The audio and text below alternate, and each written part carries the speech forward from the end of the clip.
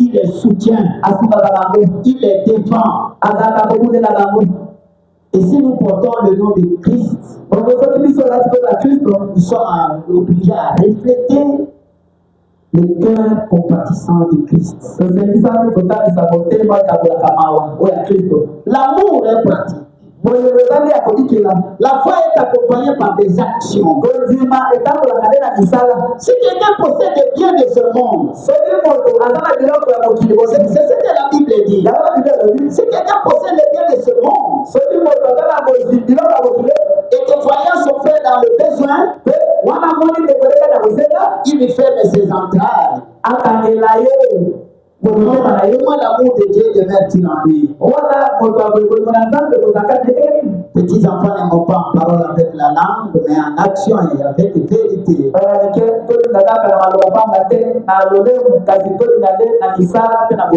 Soutenir l'aveugle, c'est lui redonner l'espoir. Aider un orphelin, c'est lui offrir un avenir. Ce ne sont pas des personnes à plaindre, mais des vies à valoriser.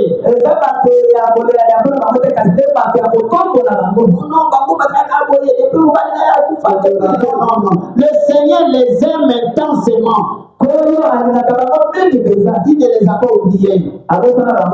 Et nous sommes les instruments de cette restauration. Il ne suffit pas de prier pour les veuves. Il faut agir. Il faut venir en aide. Il faut donner. Proverbe 19-17 dit: celui qui a pitié du pauvre est prêt à l'éternel. Qui lui rendra selon son œuvre. Quand tu soutiens une veuve, tu prêtes à Dieu. Quand tu prends soin d'un orphelin, Dieu se souviendra de toi. Ce n'est jamais une perte. C'est un investissement éternel. Il promet de bénédictions pour ceux qui prennent soin d'eux. Jésus a dit: toutes les fois que vous avez fait cela à l'un de ces petits enfants, mes frères, c'est à moi que vous l'avez fait. Vous savez,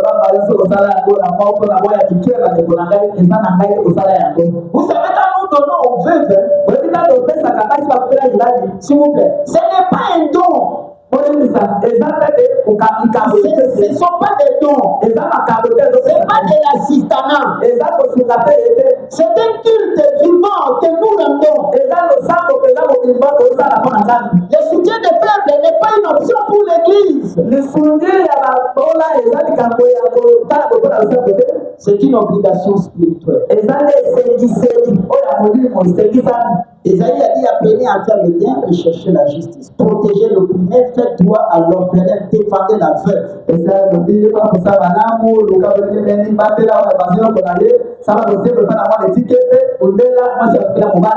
Ici, c'est une exhortation aux serviteurs de Dieu. Serviteurs de Dieu, ne déléguons pas la situation des veuves au gouvernement. Ne déléguons pas aux ONG. Ça, c'est une responsabilité spirituelle de l'Église, de nous, serviteurs.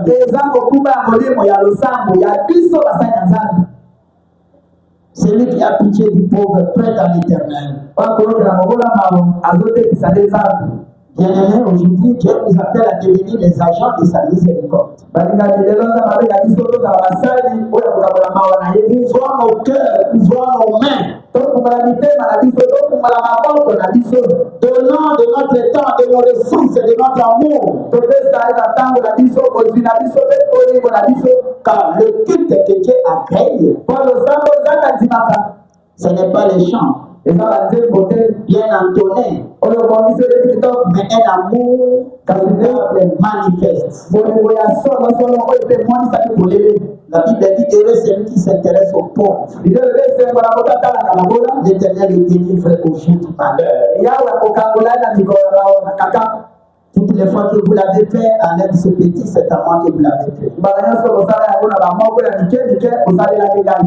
Aujourd'hui, nous sommes dans ces oubliés. Demain, nous récolterons la faveur de notre Dieu sur notre communauté. Mais si nous nous détournons de nos yeux, Dieu détournera aussi les siens.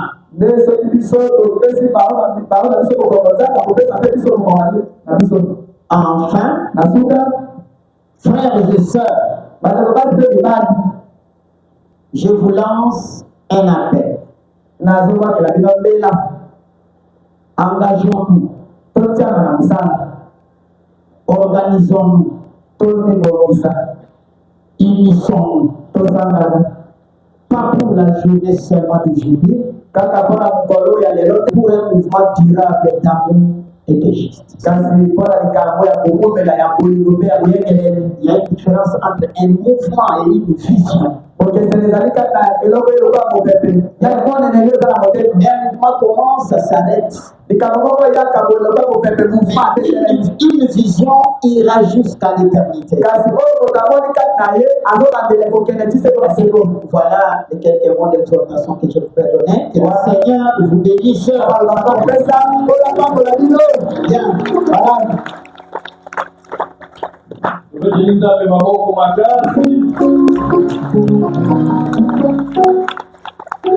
Merci, madame de la pasteur aussi pour exposer et exhortation pour la cérémonie de la mission. Alors, sans plus tarder, pour le Canada, étape suivante, déjà il y a remise symbolique qui attend. Là-bas, maman veuve Nabiso Wadala qui est enregistré. Alors, il se peut que maman veuve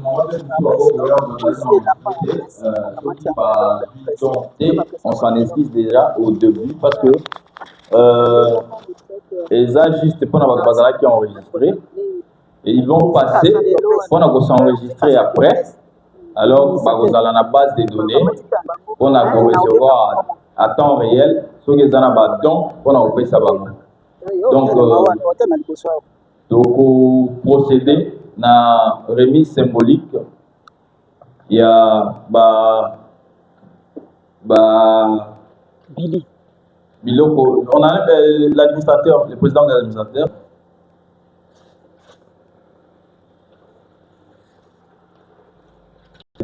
Ceux qui n'ont pas été enregistrés. Maman au bazar qui a enregistré, il y a un autre séminaire qui ici. Au bazar qui a enregistré, bazar peut préviter. Donc, il faut s'excuser dans le mot, comment on a un ciment pour bazar enregistrer. Et puis, on va continuer, qu'on va donc où ils allaient déléguer pour la banque. Zambé pas mon bino. Alors, il va bien en a combo parce que le bazar qui a enregistré. Ceux qui va bien maman, par exemple, maman Bourou, il y a coulé Joséphine. Voilà. Sous vos applaudissements, on doit donner.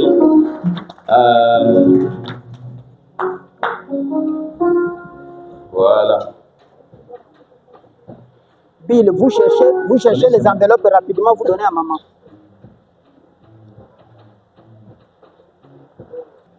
Merci beaucoup. Maman veut la mission de Bosso Yohana pour la remise symbolique. Nous pouvons applaudir Maman Agnangé, passez sous vos applaudissements.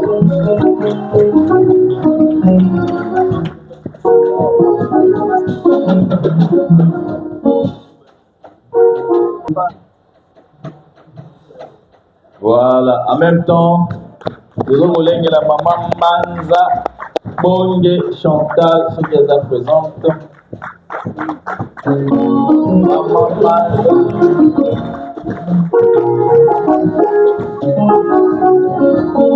Après ça, Maman Manza Bonge Chantal. Voilà.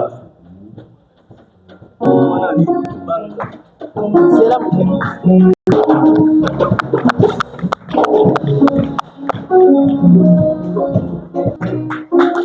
Vos applaudissements.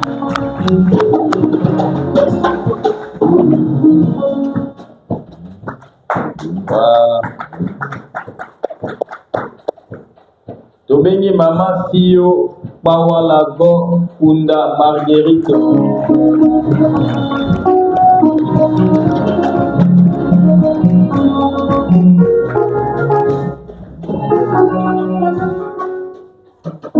Yaka.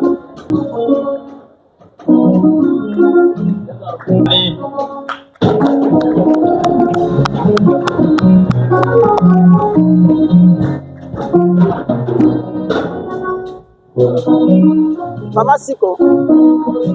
Mama Dubato Gabia Adolo.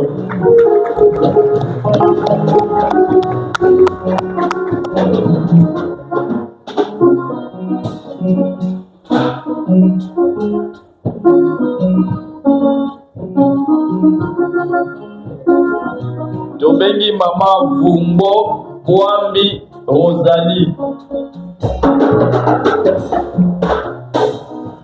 Mama Vumbo. Moi, si à pasteur Moïse Babaz, elle a représenté notre sœur Sephora. Kwambi Rosalie. Moi, c'est pasteur Papa, elle a représenté la maman Sephora. Papa de Socorro. Papa de Socorro. Ouais, il y a moi, c'est pasteur Papa de Socorro. Elle a représenté comme ça, on va l'envoyer. Tobengi maman Endobe Lisanda Marceline.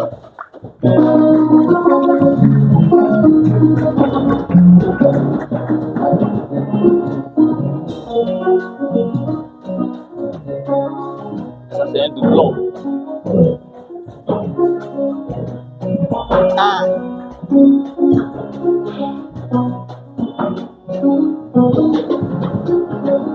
Jean de Kouba. Tuna Mama Siko.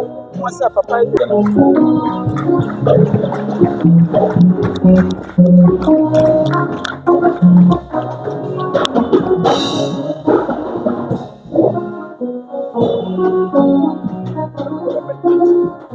Ah. Oui, oui. Non, il y a un enveloppe.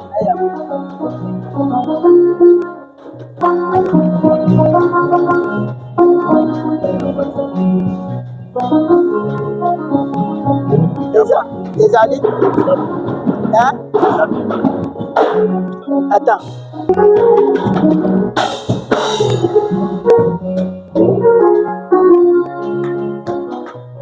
C'est Rapona.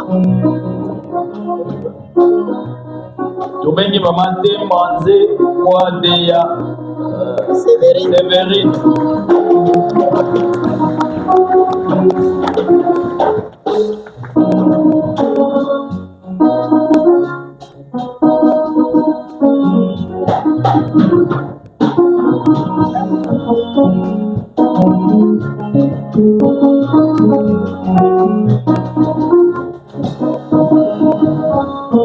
Tobengi mama Nyimalu Nzembo Adassa.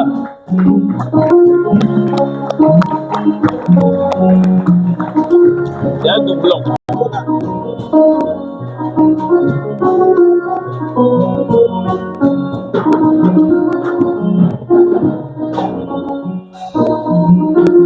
Bon, c'est fini. Est-ce qu'on a oublié quelqu'un? Voilà. Nous pensons que ce qui était de la base de données, c'est fini. Est-ce qu'il y a maman Moko à s'enregistrer qui peut à Yuki Komo a été? Je sais pas. Ou à s'enregistrer qui? Maman Pauline. Maman Pauline, hein? Pauline, non? Ou à s'enregistrer qui est à Bossanaï? Oui, oui, c'est Pauline. Pour Yuki Komo. Barré ça. Barré, c'est Maman Pauline. C'est Pauline, non? Pauline, non? Eh? Pauline Sangba. Bakoma qui combo doublement. N'est-ce qu'on va remettre combo ya maman alors qu'elle était bien enregistrée. Voilà. Alors nous demandons à maman Veillance au s'enregistrer qui était dépassé après pour s'enregistrer.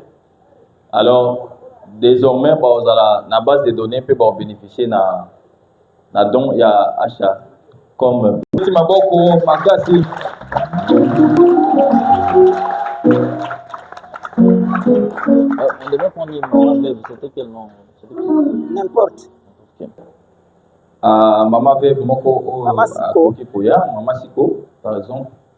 ou appeler ça impression nae. azongisa nzambe na malala Abraham matondi mpona ngolo tozwi na pokwa oyo tolelaka mpa na nzambe te nzambe na Abraham akanisa na biso baveve ngolo yango epesami biso lelo à travers mwana ye ya mobali mpo Abraham aza ekomba te aboti bana atiki mwana moko akanisi biso tozalaka kopesa ye te nzambe na yolo Abraham apambola ye azongisa mingi ya koleka akanisi na biso na bandeko na ye oyo bazosifre maboko ya biso ndako ete eloko moko te bandeko na biso mosusu bazala bana bango bakufi batikika mabe oyo abiso nata mwa ndako ezali bamosusu mabele bazoyengayenga bapate aza mokenge mokenge na biso azali yango tokumisi nzambe topambola tonetoli ye parce ejite nzambe mpe apambola yo potoko boti mwana mobali okolala libanda te yango yo mwana biso mobali nzambe na Abraham atomboli yo atushe oyo amemi yo kuna ema oyo ya Abraham na ememi yo kuna yango lelo tozwi ngolo nzambe na lola apambola yo nzambe na Abraham apambola yo apambola yo basala batike kobunda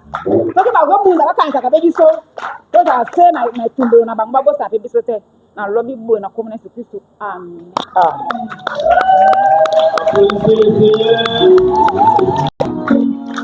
Merci beaucoup. Vous avez fait prendre le million pour les gars. Alors, tout ce qui est pasteur Keba, Bella, parce que le pasteur Keba n'est pas là, on a fait ça. S'il a un conseil, s'il a une appréciation. En fait, appréciation, il conseil, point de vue par rapport à la situation où à moi et na. Shalom. Shalom. Shalom. Napesi les amis, merci. Et napesi biloba sombote na kombo na kolo Yesu Kristo. Amen. Napesi pe pasteur de merci. Poete moto na moto Nzambe ati awa na mokeza na tino. Et moto akoko doit pe place à moninga na ite. Ok, ça pasteur bien. Nzambe ndi alinga ite toza na jida awa. Et tango za kotambola eza bongo. Moto akedeke zamba emoko abundi pe abomi zoku.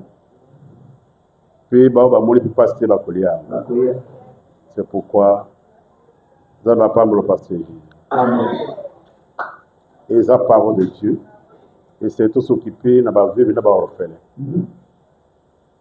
Lokola toyeba kilika bango te Nzambe atekata bien aimé na ba communauté oyo azali wana soki fondateur ya association oyo po créer structure oyo mpe tosepeli bongo eloko ya ebandeli toyebi mpenza bozilo yango te ndenge nini ekoévolue lokola tomoi lelo mwa kado moko symbolique mpona bavivre eloko tolingi koyeba ekocontinue kaka na baseur nayebi te to esuki kaka lelo e bamosusu bakoya mpo baza ebele nyonso wana peut-être tokosola nsima mpo toyeba parce que veve aza veve kino au moins Nzambe abenga ye alors Sylvie na ye soki association akozwa bango toujours en charge jusqu'à bakite habité mais oyo elekani lelo gloire à Dieu biso bato tosepeli mpe tokumisi Nzambe et mpona mbela par rapport na kosadere esengeli tosola mpe tokotala ndenge nini soki ezali mpe biso mpe tokota wana mpona kosoutenir projet wana po eza parole de Dieu tokoki koboya yango te en tout cas mpona ngai na suki wana Nzambe apambola te pasteur moko mosusu pasteur Bosomo ye mpe lokola ancien apesa point de vue na ye comme ça oyo eza loka pasteur maa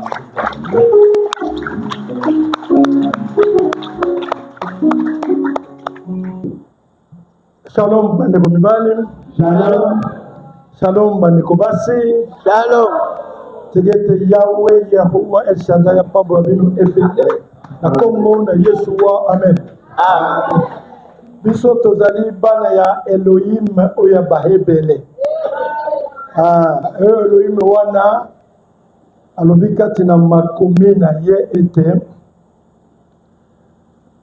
soki ozali na kondima ya solo omoni moninga azali pembeni na yo azali na posa ya biloko ya kolia yo oza na yango koloba na ye kaka te kende nzambe asalisa yo mpe zwa oyo oza na yango pesa ye alobi soki oza na bilamba ye azangi bilamba kamata bilamba pesa ye koloba te kende nzambe asalisa yo ose chauffe non akose chauffe ndenge nini yo opesi ye eloko akose chauffe nango te akotonda ndenge nini sopesi ye eloko ya kolia mpo atonda te. Alors c'est une œuvre salvatrice ezali mosala malamu mingi balobaka Elohim wana oyo ya baebele azali Elohim ya baveuve na baorphelin. Donc mosala kitoko c'est kozongisa makambo na esika ezalaki biso nde tozalaki kokeba na yango te. Gloire à Dieu lokola asalisi ndeko na onction na nzela wana mpo ete banso tozongela mpe wana kotala mpo ke makambo etambola malamu soki ozali na yango pesaka. C'est l'amour fraternel sincère.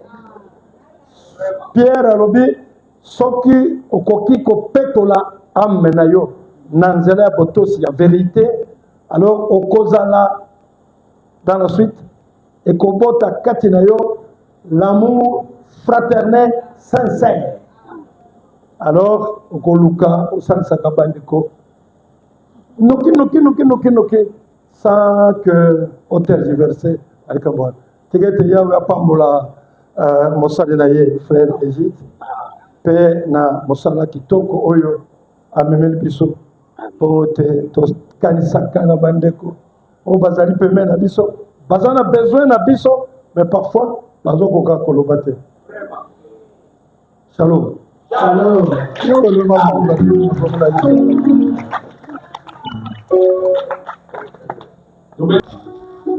Pour la point de vue alors, on a invité Sophie, quelques points relevés comme question, parce qu'elle dit à Sophie pour répondre au labo. En même temps, protocole est préparé, échantillon est fait. On a pasteur les gens des problèmes à être dans la bonne délire, en tout cas, c'est qu'on a fait. Mais dans la question, tout ce qui a passé à mais quand il a dit comme ma question, parce que la monnaie pasteur il a posé certaines questions. Mais pour répondre, vous avez la parole. Merci. Bon, la monnaie est dans la question, il y a une préoccupation. Il y a comment on a du Kaboyabo et que des bossos et sous la terre. Mais là qui n'a pas fait que tout sur la ciment pour y avoir éclaircissement davantage pour les adversaires. Je crois que les gens qui peut être une question difficile. Mais à au pas la question de tout ça le coup là, il comme ça que l'homme généralement l'homme a peur du changement ou l'homme n'aime pas perdre ses acquis. Mais je vous assure que bateau, oyo, bazu déjà makambo et na moté makambo et musika. Imagine azo la ça ou il pasteur manze azo ça la oyo toujours ça. Ya sali ya wa vanga na ipa na lisala. Awa azape ko kabola n'est-ce pas ba biloko ipa ba feve ye. Donc les ali kaboya ko banga te, les ali kaboya di omi et do banzape. Alors, le reste, vous allez qu'est-ce que c'était? Parce que dans l'objet que vous tirez la liste, orphelin, tant que vous avez qu'est-ce que c'est? Tant que vous savez pas, vous comme on a liste, mais je vous dis que c'est la vérité. Nous allons faire ce que je vous ai parlé ici. Bon, on est là pour la mission. Et je sais le matin que vous avez des années contribution à la mission. N'a servi vraiment avant le paiement. Que vous, et les pasteurs, et les frères, les hommes d'affaires, vont mobiliser pour l'église, non, Baya, Bakamata, adhésion, Bapé, ça a défis de $10, il n'y a pas. La côté de sœur, mon voisin, il s'appelle, il dit, musulman, comment n'a l'eau pour aller à ma casse, et pas dans ma boîte à Kanisaga, un sac de riz, pas pour les Mbuma moko, bénédiction moko. Vous voyez un peu, les Américains aussi sont très loin dans cela. Ils sont traînés, papa, on a monté, mais Makabo toujours ça là, ils ont la politique la quantité pour comprendre un mot prochainement. Nzambe ya pas pour la bino, nzambe ya pas pour la maman, bah peut-être vous allez enregistrer des amis bon comment on a au courant ya semaine pour enregistrer. Oh ils ont qui symbolique. Kutakuna ils ont dit moi quelque chose. Na moi peut-être moi du papa peut-être moi autorisé la bana yo tout ça batia beaucoup na kati po eko kakusuka et utina ba de kuna bino bombo de la pona bango parce que dikambo yo ezande ya bino ezali pede ya batobili ezande ya bino ya ba missionnaire na ba orphelin bozo mais ba yo ba lukaka papa boyi porte ya bozo ouverte souscrivez à ça prenez une fiche d'adhésion. Votre $10 par mois fera que Dieu pourra bénir parce que ce que nous faisons, c'est la parole de Dieu. Merci beaucoup. Et je retourne la parole au modérateur.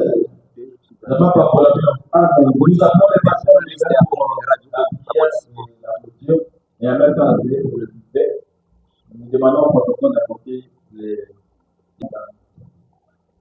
Namoni pe deux journalistes basaliawa matériellement journalistes qui sont là je vois ils sont là que le Seigneur vous bénisse applaudissez le Seigneur et bénissez maboko mosusu te soki maboko na mwasi na libala tosangani awa na bokutano oyo bandeko bazwi mokumba mpo na basi oyo bakufeli mibali précisement basali na nzambe nzambe likanisa oyo bazwi mosakoli na Branham alobi ete soki moto azwi likanisi ya kosunga moto naza derrière yango tosengi ete opambola bandeko mpo na posa malamu bazwi mokumba oyo mokoti na motema na paster Egide amemi yango na nord ubangi nzambe tosengi ete maboko na bato soki esungi moto elembaka me soki loboko na nzambe esungi moto ekendeke ntina suka olata kongo na mosungi na kokamwa na cadre ya évangile okanisi mpo na basi bakufela mibali mpe bana betike eza mosala na yo sala ngolo ete likambo likende ntina suka libota mbano mpo na prospérité ya évangile na kati na mitema na bagolami na bokutani yango seigneur tozwi ngolu ete mwa bile bimonani tobulisi yango au nom du seigneur jésus-christ mpo lobi ete nyonso tokoki kozwa topetola yango na kombo na yo esunga na nzoto boyo baziki moto mpo na yango bapambolama misolo oyo ekontribue epambolama mpo bakozwa mpe batina monoko bapambolama moko na moko azalaki awa bapambolama opambola mpe paster Egide mpo na initiative mpe komite mobimba na pene tukome na mosika na kombo na yesu kristo bondeli yo boye amen. Beti maboko Zamba pambola pasteur Liévin to sengi sikoyo na protocole bazala après pour na buffet to kabola moi muke oyo monanaki. Alors le pasteur Egide va passer avec ses amis pasteurs, pasteur Bossomo, pasteur Mbela, pasteur et tous les pasteurs vont s'en suivre. Après les serviteurs, les pasteurs, ça sera le maman veuve. Et après le maman veuve, le comité d'amour du 20 tabernacle. Zama Pamolabino. Amen. On vous souhaite bon appétit à toutes et à tous. Après, Kozoabiloko, Boza.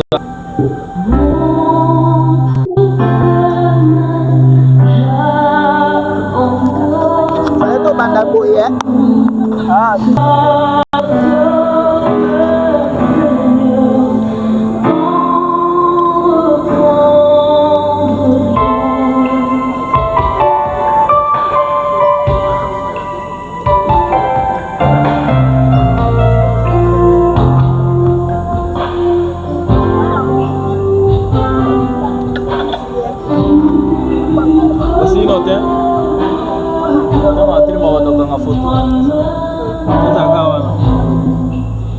Oche makeni bati.